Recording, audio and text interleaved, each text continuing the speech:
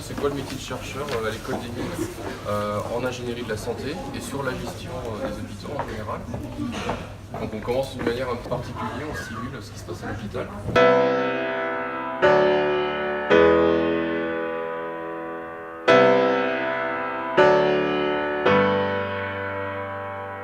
Vous connaissez ce jeu, je pense?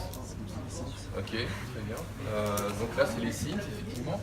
Et dans les signes, en fait, ce qu'on fait, c'est qu'on simule un peu la vie de tous les jours. Et là, en particulier, on simule ce qui se passe à l'hôpital, dans cette extension-là. Ce qu'on fait, c'est pas tellement différent. Vous voyez, ça ressemble un peu aussi, c'est un peu moins sexy. Et finalement, on va retrouver un petit peu la modélisation de ce qui se passe dans un hôpital.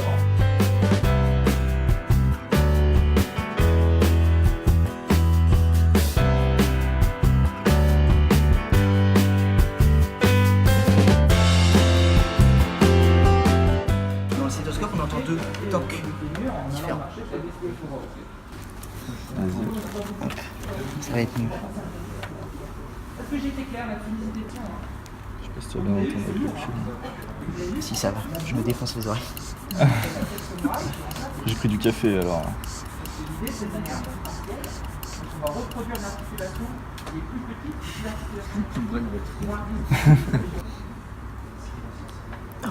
Donc tu es comme tout à l'heure à 13,8. Ok. C'est beaucoup, c'est quoi les deux? Comme vous avez vu, il y a deux pressions. La pression systolique, quand la pression est au maximum, et la pression diastolique, quand la pression est au minimum. Et en fait, c'est juste un tout petit manomètre. Donc ça mesure la pression. Et moi, je regarde l'aiguille, et quand j'entends le premier toc, je regarde la valeur. Et donc il était autour de 130.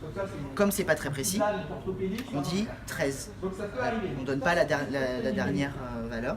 Et après, le deuxième toc était autour de 80, ce qui donne 13,8. Il y a plusieurs stéthoscopes, vous faites attention, vous les abîmez pas, mais si vous voulez vous écouter, les cœurs, les machins, tout ça. Pour le stéthoscope, il faut mieux enlever les manteaux.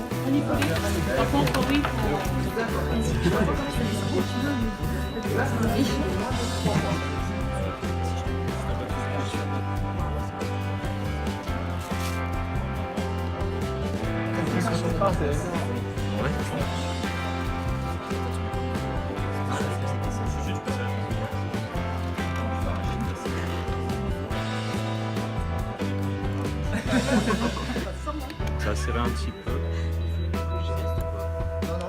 Il monte en pression.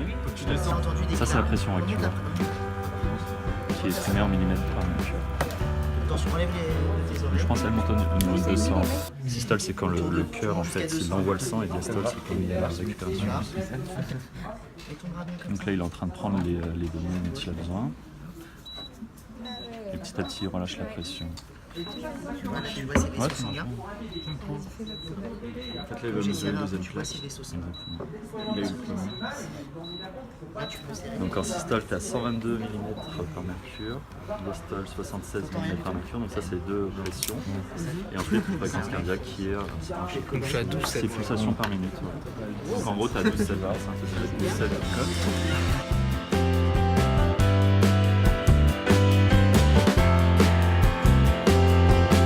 Donc ça c'est un os du corps humain qui se met là. C'est à peu près ma taille. Donc t'as un homme, 1m80. Comment ça s'appelle l'os qui est ici, au niveau de la jambe? Fémur. Le fémur, ouais. Donc ça c'est la partie haute du fémur. D'accord? Je vais vous faire passer cet os. Donc vous voyez qu'en fait là normalement il y a une grosse partie. Et en fait là on a coupé parce que vous voyez que là il y a eu un petit accident. Donc soit on a un accident, notamment les personnes âgées, vous voyez que l'os est extrêmement poreux. Je vous laisse passer, donc là c'est tout léger. Que dans l'os il y a une partie qu'on appelle minérale, une partie dure, et une partie qui est plus élastique avec des cellules. Hein. Donc là c'est juste la partie minérale, dure de l'os. Vous voyez que c'est très léger, que c'est extrêmement poreux.